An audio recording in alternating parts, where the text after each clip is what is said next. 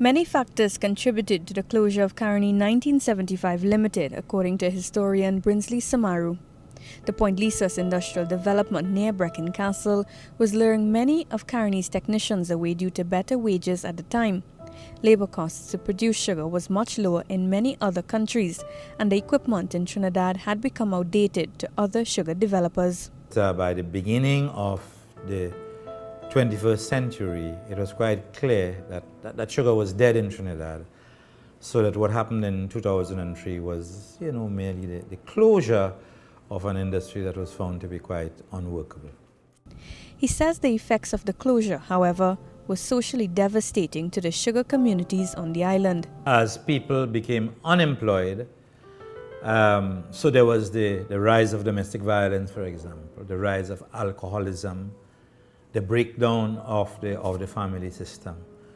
Because we are talking about 40 or 50,000 people, directly or indirectly dependent on the sugar industry and the byproducts of the sugar industry suddenly being put out. So Trinidad, north of the Caroni, has mainly forgotten about the sugar industry. On the other hand, south of the Caroni, right down to the deep south, the memory is very much alive.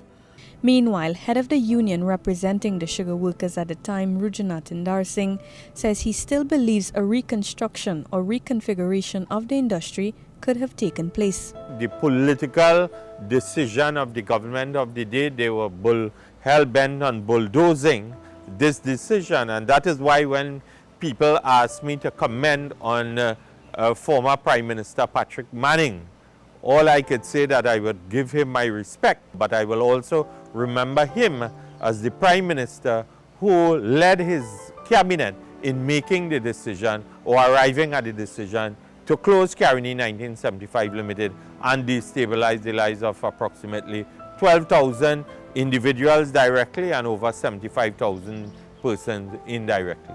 While many have moved on since the closure, Ramsingh echoes the statements by Professor Samaru that the pain is still very much alive and present among the central communities, which were sustained by the sugar industry for more than 100 years. Cindy Raghubatika Singh reporting for the GML Enterprise Desk from Shagwanas.